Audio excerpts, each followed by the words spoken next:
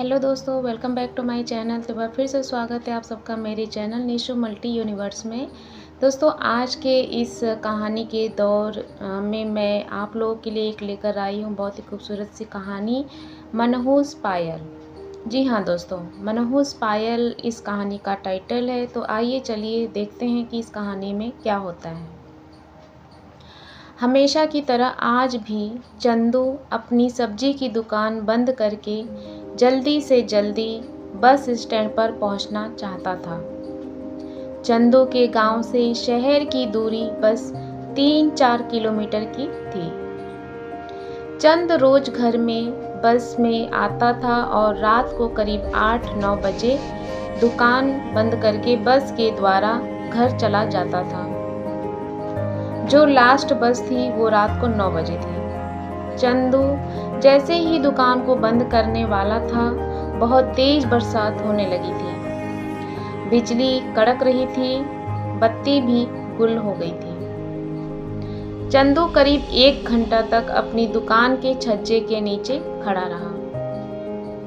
धीरे धीरे जब बरसात एकदम कम पड़ गई तो चंदू घर के लिए रवाना हुआ, लेकिन जब तक लास्ट बस जा चुकी थी, इसीलिए चंदू पैदल ही घर के लिए रवाना हो गया। जिस रास्ते से रोज घर जाता था वो बरसात की वजह से बहुत खराब हो गया था। हर जगह कीचड़ ही कीचड़ हो गया था। इसीलिए चंदू को दूसरे रास्ते से आना पड़ा, जिसके बारे में गांव में सबसे सुना था कि वहां अजीब अजीब हरकतें होती हैं। जो भी उस रास्ते से आता है उसके घर में मुसीबतों का पहाड़ टूट जाता है। एक बार तो चंदू भी थोड़ा ठिठक गया, लेकिन उसके पास और कोई भी चारा नहीं था। चंदू उस दूसरे रास्ते से घर आ रहा था।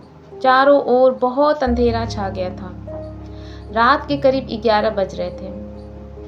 तेज ठंडी हवाएं चल रही थी। चंदू जल्दी जल्दी कदम उठा रहा था। तभी अचानक चंदू को ऐसा लगा जैसे कोई परछाई भी उसके साथ चल रही है। धीरे धीरे किसी पायल के आवाज़ से चंदू जो था वो काफ़ी घबरा रहा था, उसको वो सुनाई दे रहा था। चंदू यकायक रुक गया, पीछे मुड़कर देखता है, लेकिन पीछे कोई नहीं था। जैसे जैसे चंदू चलता है वो परछाई भी चलती है और धीरे धीरे घुंघरू की आवाज़ भी सुनाई देती है, लेकिन जब रुककर पीछे देखता है तो कुछ भी दिखाई नहीं देता है। चंदू डर के मारे पसीना पसीना हो गया था। दिल की धड़कन बहुत तेज हो गई थी। पैर आगे उठ नहीं रहे थे। इधर चंदू की पत्नी गीता भी बहुत चिंतित थी। अपने तीनों बच्चों 10 साल की नेहा, 8 साल की सुरभि और 5 साल के बेटे बबलू को खाना खिलाकर सुला दिया था। दरवाजे पर खड़ी खड़ी बार बार चंदू के आने की राह देख रही थी। चंदू डर के मारे थर थर कांपने लगा और आंखें बंद करके भगवान को याद करने लगा। थोड़ी देर में आवाज़ सुनाई देनी बंद हो गई थी। चंदू ने देखा उसके पीछे कुछ चमकती चीज़ पड़ी है। चंदू ने देखा किसी पायल कोई पायल है और चंदू ने बस पायल उठाकर अपनी जेब में डाल ली। जल्दी घर की तरफ आया।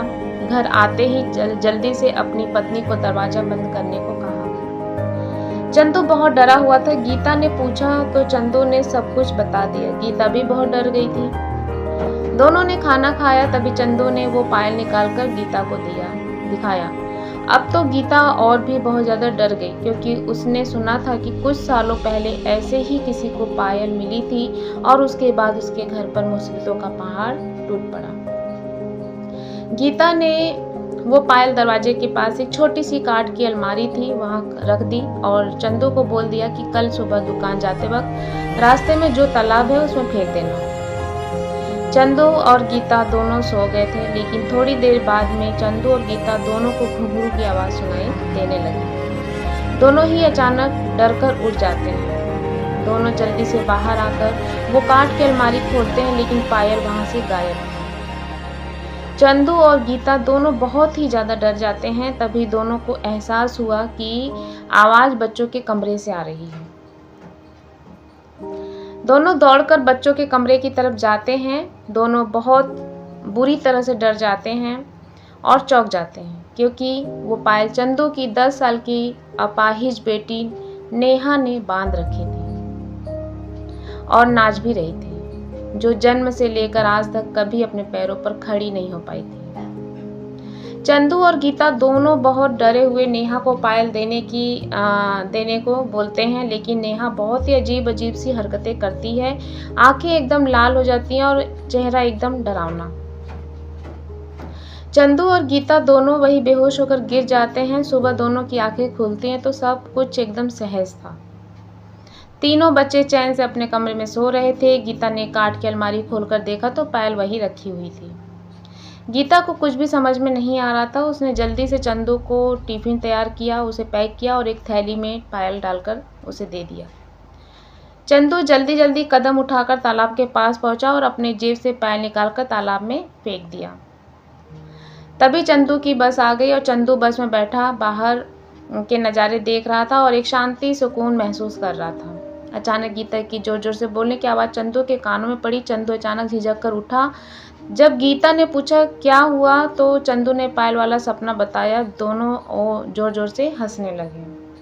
दरअसल चंदू ये पूरा का पूरा एक बुरा सपना देख रहा था।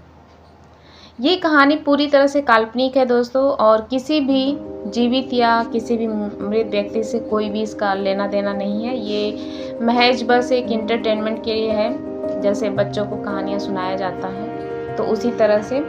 और यह कहानी किसी अंधविश्वास को भी बढ़ावा नहीं देता है। बस ये मतलब एक स्टोरी थी जिसे मतलब कि राइटर ने लिखा है। जैसे बहुत सारी कहानियाँ बनती हैं बच्चों के लिए, बड़ों के लिए, तो बस उसी तरह की कहानी थी। आप लोग को ये कहानी कैसी लगी ज़रूर बताइएगा। तो मिलते हैं अपने एक नए वीडियो के साथ, तब तक के लिए बाय बाय, सी यू।